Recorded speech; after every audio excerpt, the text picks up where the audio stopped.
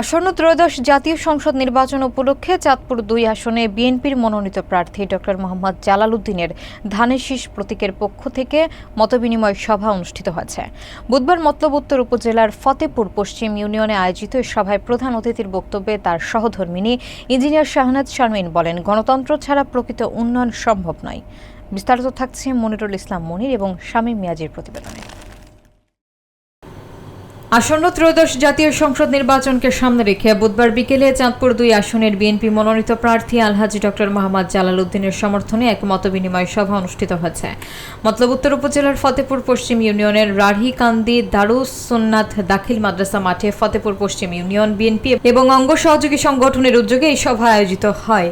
প্রার্থী ডক্টর জালাল উদ্দিনের সহধর্মিণী ইঞ্জিনিয়ার শাহনাজ শারমিন প্রধান অতিথির বক্তব্যে বলেন, বাংলাদেশের মানুষ এখন বুঝে গেছে বিএনপি ছাড়া দেশের উন্নয়ন সম্ভব নয়।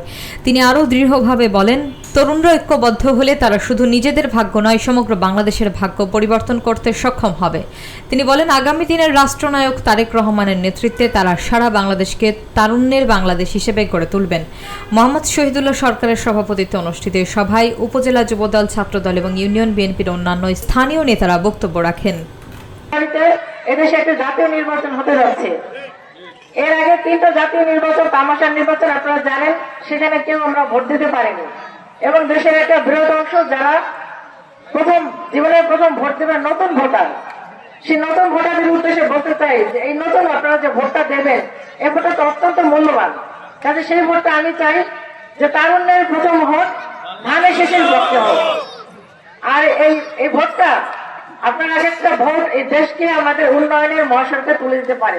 আমাদের দেশটা গত 15-16 বছরে ধ্বংসের দ্বারপ্রান্তে চলে গেছে।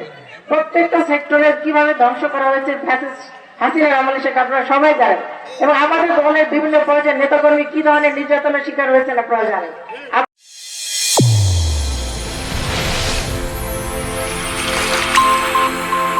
চ্যানেল A1 হৃদয়ের স্পন্দন।